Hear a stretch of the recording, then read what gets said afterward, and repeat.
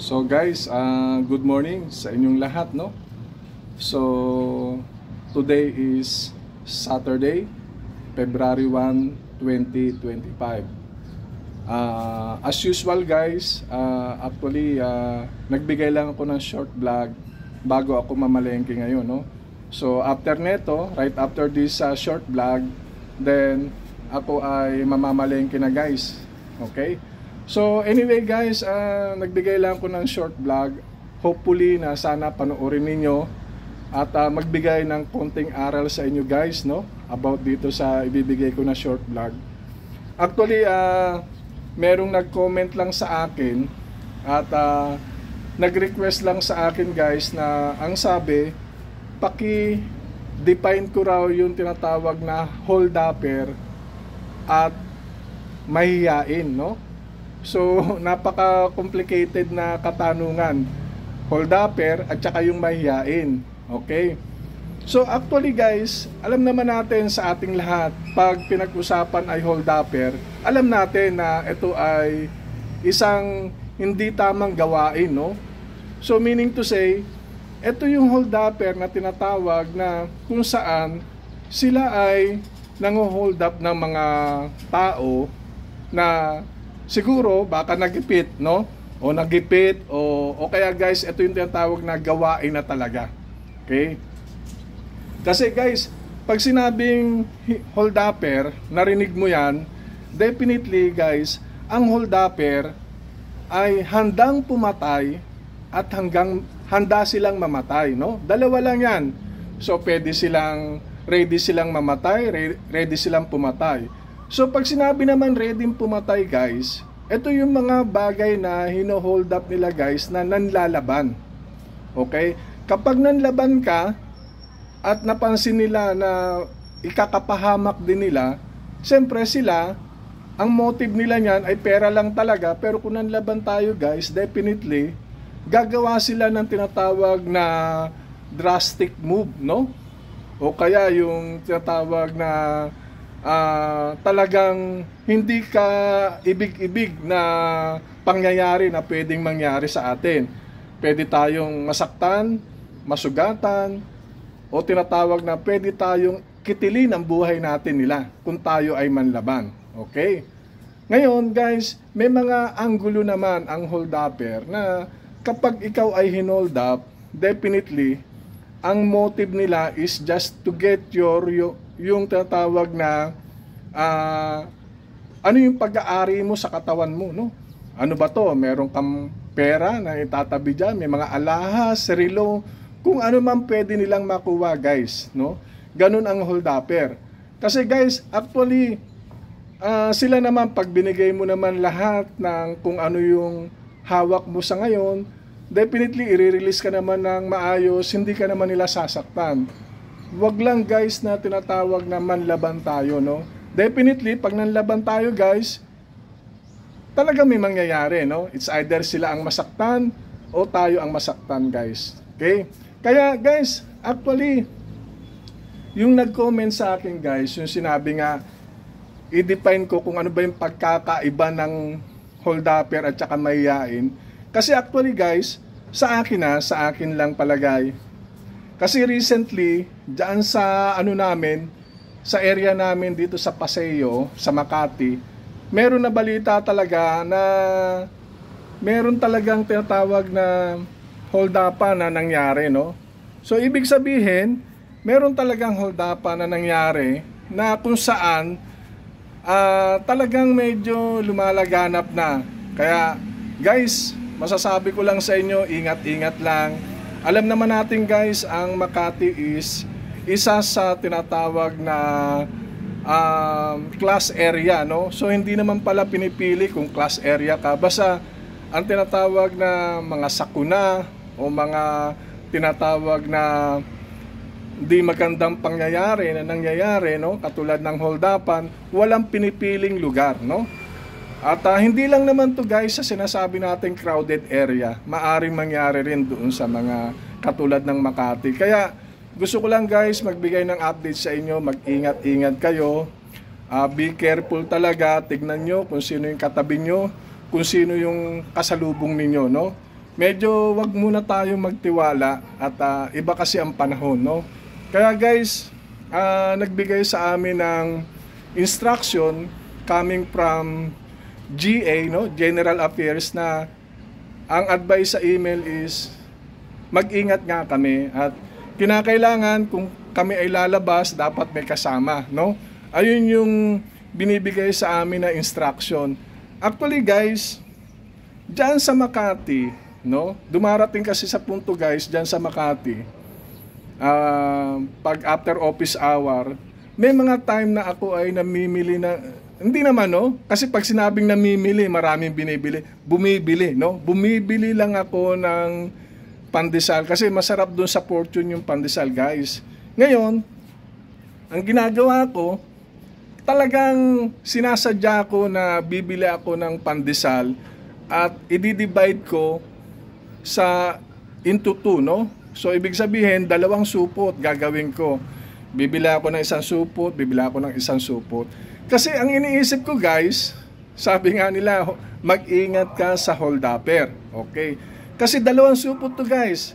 Pag dumating at nakasalubong ko yung hold-upper, o tutukan man ako, Brad, huwag kang kikilos at ibigay mo na sa akin lahat ng alahas o anumang mga pera sa bulsa mo para hindi ka na masaktan. Simple lang sasabihin ko, Brad, nakikita mo ba itong dala ko?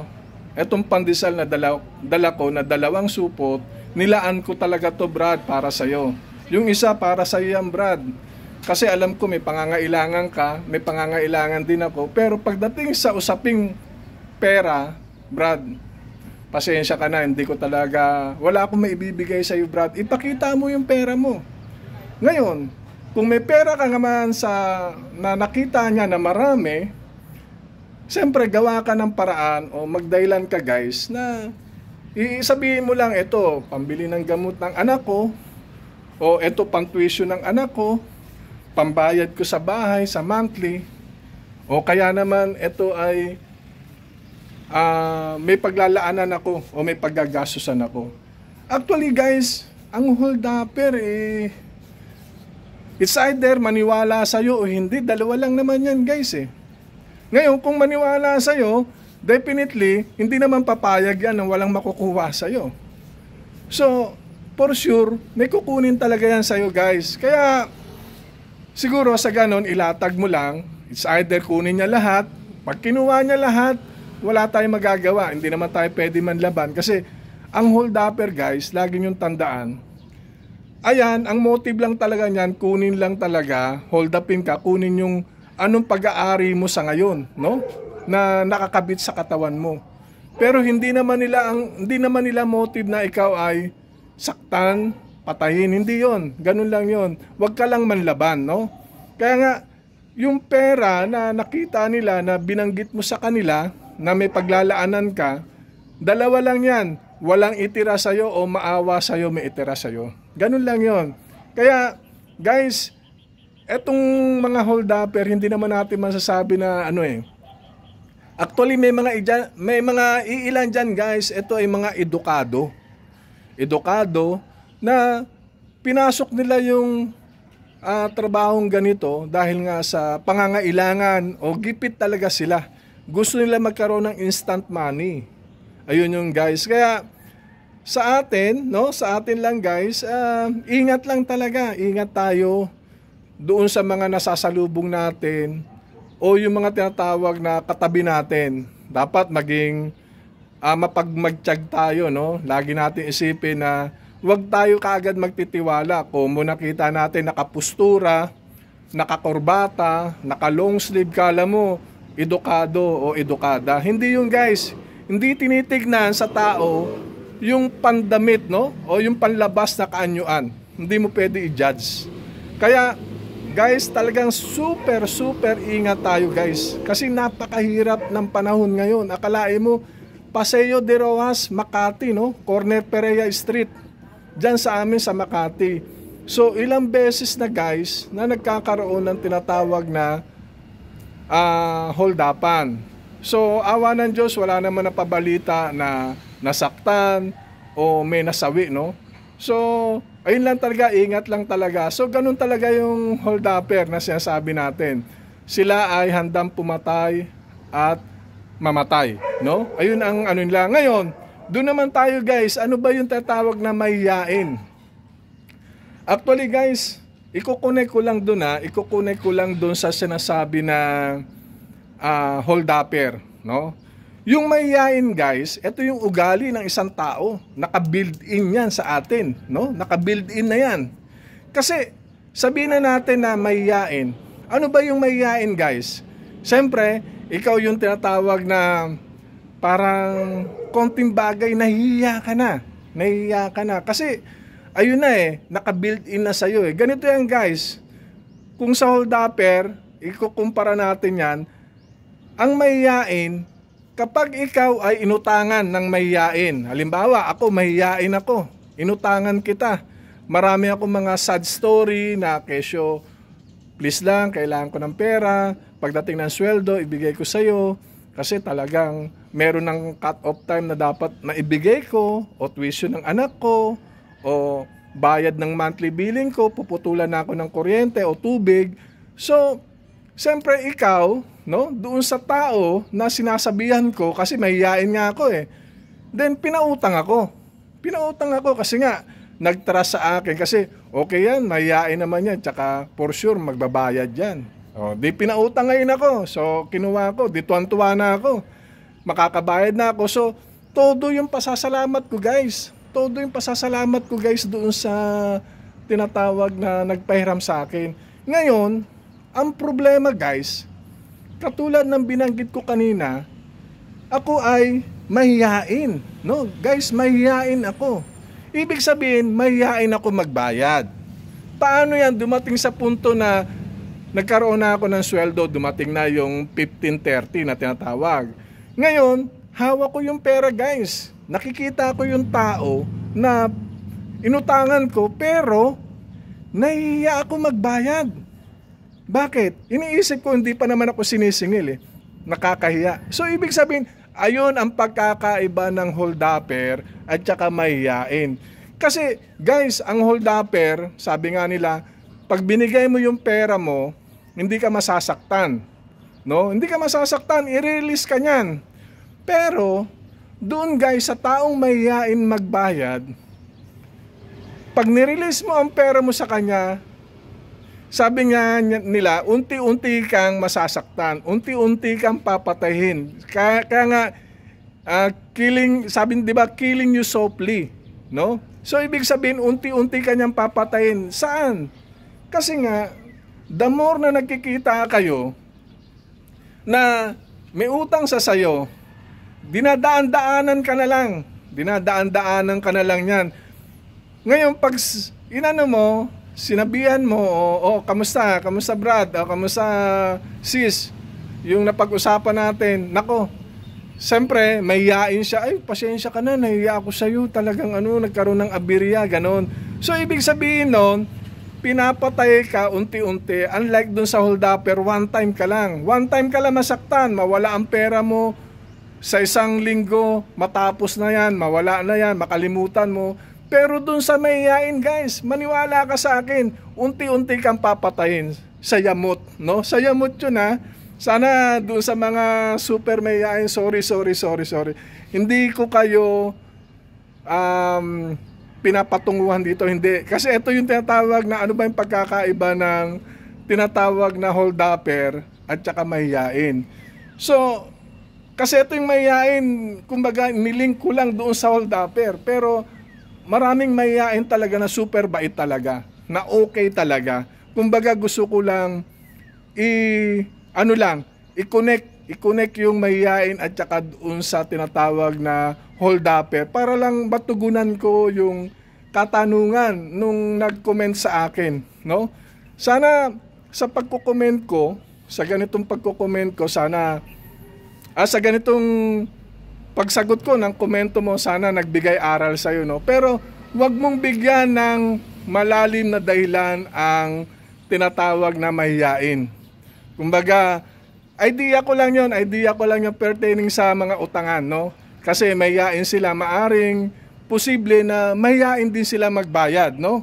Hindi naman, it doesn't mean na napaka-brutal o maano sila, no? Masama. Siguro, baka mahihain lang talaga magbayad, no? Kaya guys, pasensya na kayo sa akin kasi napakahirap na mga katanungan, pilit kong tinutuklas ang kasagutan sa abot ng aking makakaya guys, no? Sana etong short vlog na to ay magbigay sa inyo ng konting aral. At huwag kayong magsawa sa akin sumubaybay guys, no? At ako naman ay hindi nagsasawa na magbigay sa inyo ng short vlog kahit na busy ako o may gagawin ako. Kasi guys, sabi ko nga, masaya kayo at nagre-reflect din sa pagkatao ko, no? Etong short vlog na to guys, lagi niyong tandaan, ito ay hindi sinasabi na magkaroon ako ng tinatawag na popularity. Hindi yun guys, no? Natutuwa lang ako at magbigay lang ako sa inyo ng tinatawag na short vlog at doon sa mga response ko o kasagutan ko na sana medyo nadadaplisan ko, no? Nadadaplisan ko yung tamang kasagutan, no? Kaya guys, maraming salamat at super thank you talaga sa lahat ng walang sawang pagsusubaybay nyo sa akin, no? Anyway, shout out ako dyan sa Dalisay team, no? At sa mga friends ko sa Pasay. At eto kasalukuyan, nasa Rosewood ako. Mga friends ko dyan. Hello friends. At kayo ay sana maging maayos, no? At doon sa mga crew namin na kasalukuyan, naka-onboard, naka-bakasyon, shout out sa inyong lahat, no? Si paring Binjola, na walang sawang lagi ko nababanggit. At si Chief Engineer Lokyas, sila Captain Flores, kamusta kayo dyan lahat? At ang tinatawag na kaibigan ko, no? At kaibigan ko na tumulong talaga sa akin ng lubos, si Chief Engineer Bete. Chief, shout out sa iyo. I hope na continuous, mabigyan ka ng blessing, mahabang buhay, malakas, at maging maayos ang takbo. At naniniwala naman ako sa iyo, Chief, na super bait mo. Marami ka natulungan. Sana dire-diretso yung pagtulong mo sa mga tao, Chief. So anyway guys, hanggang dito na lang muna guys, no? At see you on my next vlog. Maraming salamat. Bye!